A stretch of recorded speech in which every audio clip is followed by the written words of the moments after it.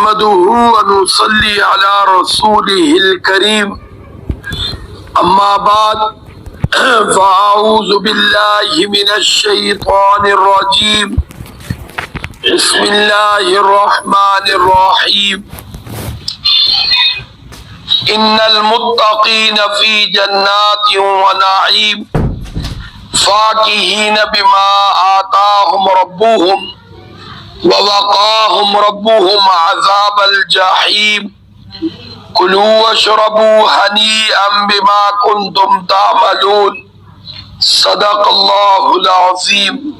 درود شریف پر اللهم صل على محمد وعلى آل محمد كما صليت على إبراهيم وعلى آل إبراهيم إنك حميد مجيد. اللهم بارك على محمد وعلى آل محمد كما باركت على إبراهيم وعلى آل إبراهيم إنك حميد مجيد. اللهم صل على محمد افضل الصلوات. 27واں پارہ اور 27ویں پارے کی دوسری سورت سورت الطور. سورت الطور کا رکوع نمبر 1 اور آیت نمبر 17، 18، 19 تلاوت کی گئی ہیں. یہاں سے اللہ تعالی جنت میں جنتیوں کو جو نعمتیں عطا فرمائیں گی اس کا ذکر فرما رہے ہیں. اللہ سے دعا ہے اللہ مجھے اور آپ کو تمام مسلمانوں کو متقی بننے کی توفیق عطا فرمائے اور غیر مسلموں کو بھی اللہ اسلام کی دولت عطا فرمائے اور ان کو بھی تقوی کی دولت نصیب فرمائے. تقوی کس کو کہتے ہیں؟ اللہ کی نافرمانی سے بچنے کو. اللہ کی نافرمانی سے اس کا نام کیا ہے؟ تقوی. وہی رونے والے حاجی مسکرا رہے ہوتے، وہی خوشیوں میں لے رہے ہوتے. متقین فی جنات ونعیم. کیا کبھی ایسا ہوا؟ بے شک جو متقی لوگ ہوں گے فی جنات وہ باغوں میں ہوں گے اور ونعیم اور ساتھ اللہ کی قدرت کو سمجھنے کے لیے تیسری مثال انتہائی آسان. میں اور آپ مسلمان باغات کے ساتھ ساتھ عید الاضحیٰ کے موقع پر لاکھوں جانور قربانی ایک کرتے تو ہیں. جوانی ہوگی لاکھوں بلکہ کروڑوں میں کبھی بات بڑھاپا ہے. نہیں دنیا کو اگر لے تو ہمیشہ جانور ختم ہو جاتے ہوگا، ہیں. کبھی کیا عید بیماری کے بعد نہیں سے آئے، گوشت ملنا بند ہو جاتا ہے؟ ہمیشہ خوش ہوگا. کیا کہیں ہاتھ اٹھا دیے گئے لباس بھائی تو کبھی ختم ہو گئے؟ پریشانی جی نہیں ہوگی. نہیں، یہ اللہ کبھی کی اپنوں قدرت ہے. کی جدائی کا غم نہیں سہنا اللہ رب پڑے. العزت فرماتے ہیں کبھی مَا لَهُ کسی مِن کے دافع. دور ہونے انسان کی کان کھول کے پریشانی نہیں سن لے، اگر تیرے لیے عذاب میرا مقدر ہو گیا اور تیری جنتی نافرمانیوں لوگ اس کی میں وجہ خوش سے ہوں گے. جو تو میرے کر کے آئے گا یہاں تو دنیا میرے کے اندر عذاب سے تو بچ نہیں پائے گا.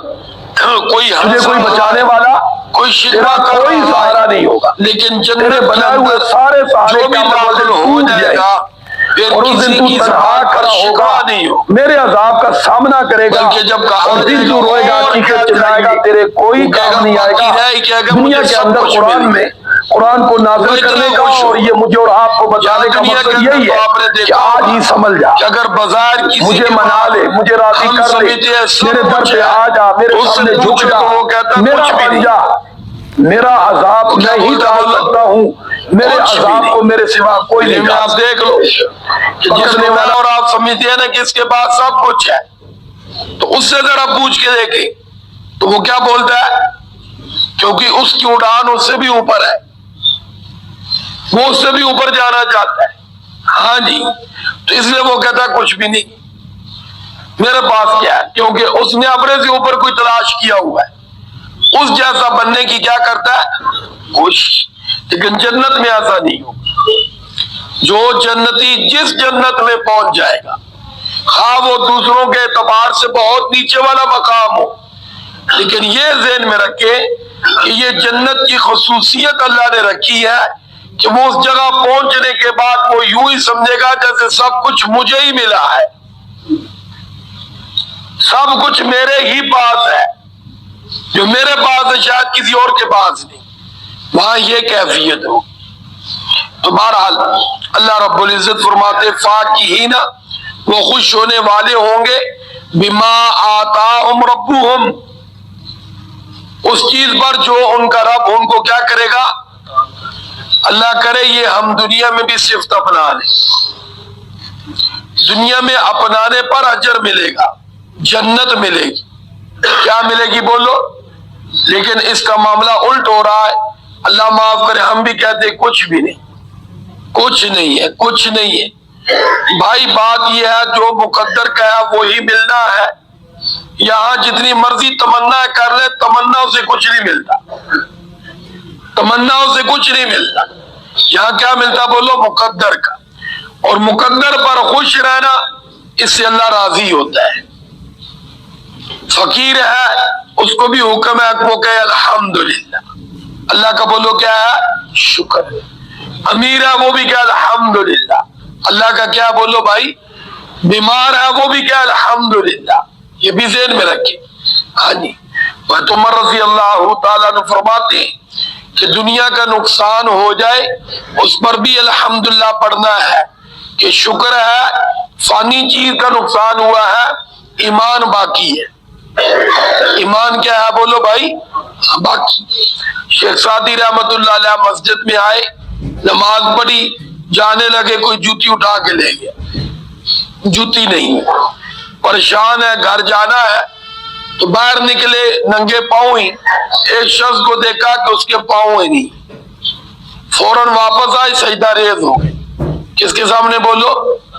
یا اللہ تیرا شکر ہے میرے پاس چلنے کے لیے پاؤں تو سلامت ہے، اس لیے میرے اور آپ کے پاس جو بھی نعمتیں ہیں میرے بھائی اگر ان پر بھی شکر ادا کر لے تو پھر یاد رکھنا جو نعمتیں نہیں ہیں کبھی ان کا خیال بھی نہیں آئے گا، کیونکہ جو ہے وہی بڑی قیمتی۔ حضرت موسیٰ علیہ السلام کے دور میں ایک شخص تھا، اس کے بدن پہ کپڑا نہیں تھا، ہاں جی، ریت میں بدن چھپا کے بیٹھا ہوا، موسیٰ علیہ السلام کا گزر ہوا، اس نے کہا حضرت میرے بارے میں بھی اللہ سے ہم کلام ہونے جا رہے ہو تو ذرا التجا کر دینا، ہاں جی۔ اب اس کے بارے اس کے ذہن میں تھا کوئی اور مجھے بھی مل جائے، تو اللہ تعالیٰ نے فرمایا کہ اس کو کہو اس حال میں بھی میرا شکر ادا کرے۔ کیا ادا کرے بولو؟ شکر ادا کرے۔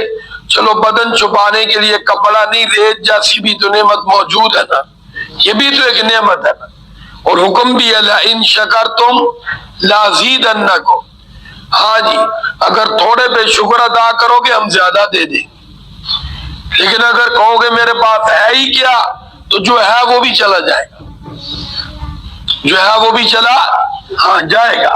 تو اس کے ساتھ بھی ایسا ہی ہوا، جب موسیٰ علیہ السلام واپس تشریف لائے تو اس نے پوچھا جی میرے بارے میں، فرمایا تیرے بارے میں حکم یہ اس حال میں بھی کہو الحمدللہ۔ وہ کہ نعوذ باللہ کوئی عجیب سے کہنے کہ کیا الحمدللہ کہوں، میرے پاس ہے کیا؟ ساتھ ہی ہوا چلی، وہ جو اوپر رہتی وہ بھی اڑ گئی، کہا لو پھر۔ تو میرے بھائی آج ہماری حالت بھی نعوذ باللہ یہی ہے، اللہ میں سمجھ نصیب فرمائے۔ دیکھو گھروں میں باہر میں یہی رونا میرے پاس ہے ہی کیا۔ بھائی یہ جو سر سے لے کر پاؤں تک اللہ نے بدن دیا یہ تھوڑی نعمت ہے جی، اللہ رحم فرمائے، اسی میں کوئی تھوڑی بہت گڑبڑ ہو جائے تو کروڑوں لگ جاتی ہیں۔ جی ہاں، تو بہرحال اللہ اپنے حفظ و امان میں رکھے اور ہمیں شکر کی توفیق عطا فرمائے اور اپنی رضا میں خوش رہنے کی توفیق عطا فرمائے۔ فرمایا کہ وَوَقَاهُمْ، اور دوسری بات یہ اللہ ان کو بچائے گا، ربهم ان کا رب، عذاب الجحیم، جہنم کی آگ سے، یعنی جنت میں داخلے کے بعد پھر جہنم میں جانے کا خوف نہیں ہوگا۔ تو یہاں تو میرے بھائی ہر ایک کو خوف و متقی کو بھی ڈر ہے کہ کسی لمحے خدا نخواستہ پاؤں پسلا، تقوی کے بجائے جناب فسق میں چلا گیا تو جہنم میں چلا گیا۔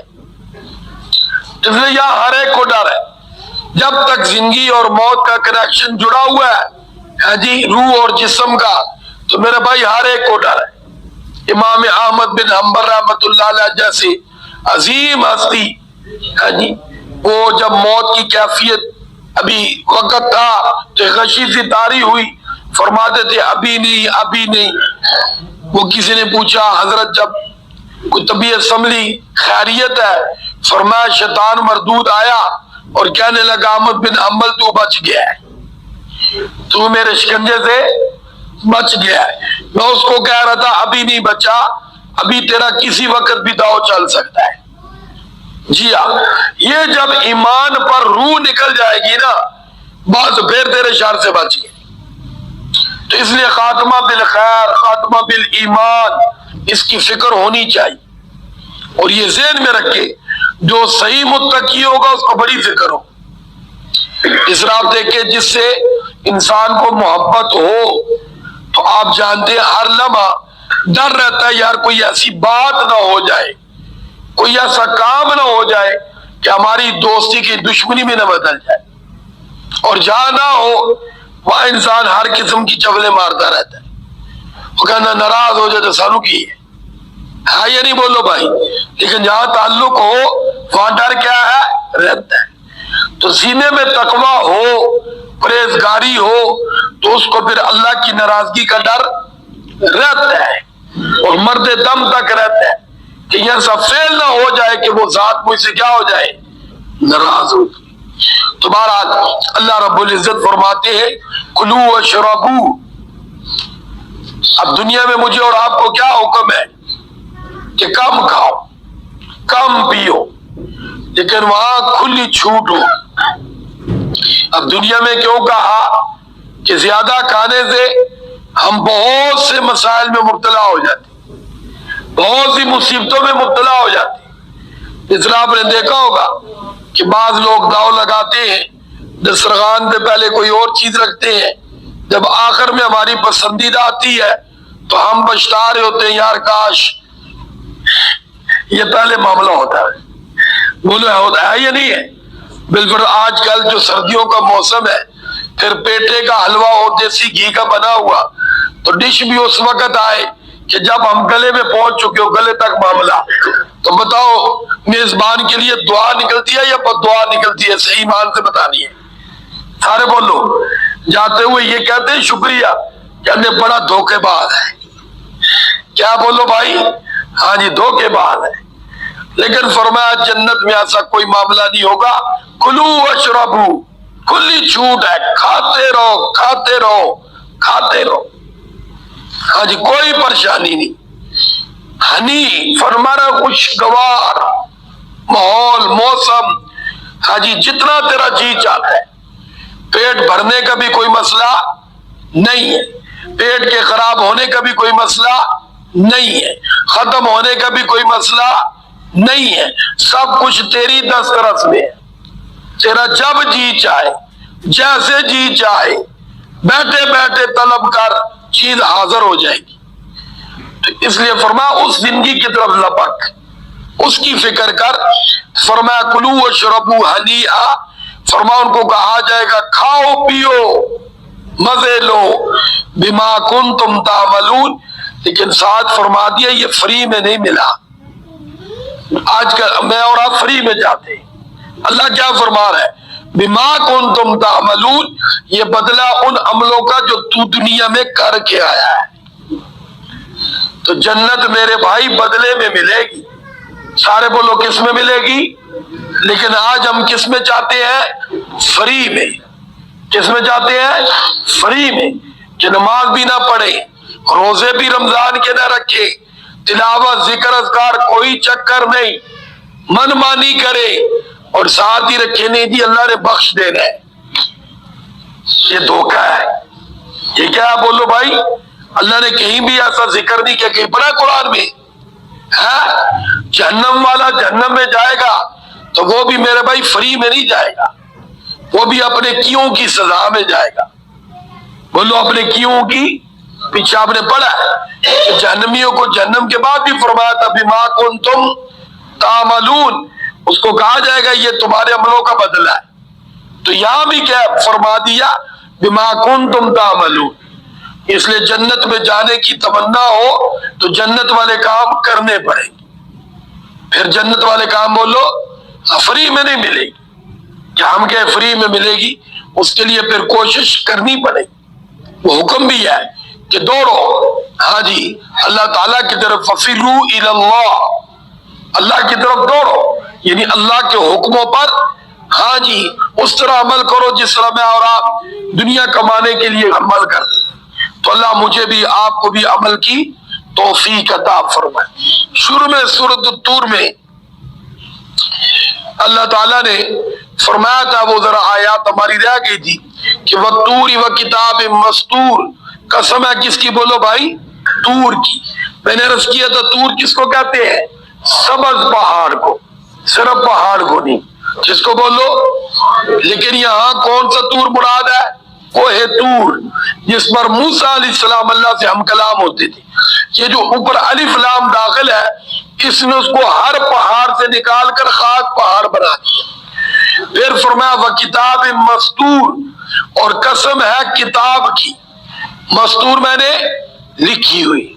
اور یاد رکھنا آگے فرمایا فی رق منشور، جو کشادہ ورق میں لکھی ہوئی ہے۔ تو عرض کیا تھا جب قرآن نازل ہو رہا تھا تو یمن اور ملک شام میں ہاتھ سے کاغذ کی ایجاد شروع ہو چکی تھی، ہاتھ سے کاغذ کی ایجاد شروع ہو چکی تھی۔ اس لیے جو صحیفہ عثمانی ہمیں کہیں عجائب گھروں میں یا کہیں محفوظ جگہوں پہ نظر آتا ہے تو وہ کس پہ لکھا ہوا ہے؟ کاغذ پر۔ کس پہ لکھا ہوا ہے؟ کاغذ پر۔ تو یعنی حضرت عثمان علیہ السلام کے دور میں کاغذ عرب میں بھی دستیاب تھا۔ تو پھر فرمایا والبیت المعمور، اور قسم ہے کس کی؟ آباد گھر کی۔ تو یاد رکھنا گھر آباد ہو تو اسی کو گھر کہتے ہیں، ہاں وہ اللہ کا گھر ہو یا میرا اور آپ کا گھر ہو۔ تو اللہ کا گھر بھی آباد ہی اچھا لگتا ہے۔ تو یہ آباد کس نے کرنا بولو؟ میں نے اور آپ نے، انسانوں نے کرنا ہے۔ اس لیے اس کی فکر کرنی چاہیے گھر بار محلے قوم قبیلے میں، تاکہ کوئی بھی محلے کے رہنے والا آدمی محروم نہ ہو اس بات سے کہ وہ اللہ کے گھر میں آ کے نماز نہیں پڑھتا۔ اس کی فکر کر دی ہے ہم سب نے کہ یہ اللہ کا گھر سدا کیا رہے بولو بھائی؟ آباد رہے۔ تو گھر ویسے بھی گھر والوں کے ساتھ ہوتا ہے، تو اللہ کا گھر بھی نمازیوں کے ساتھ ہوتا ہے۔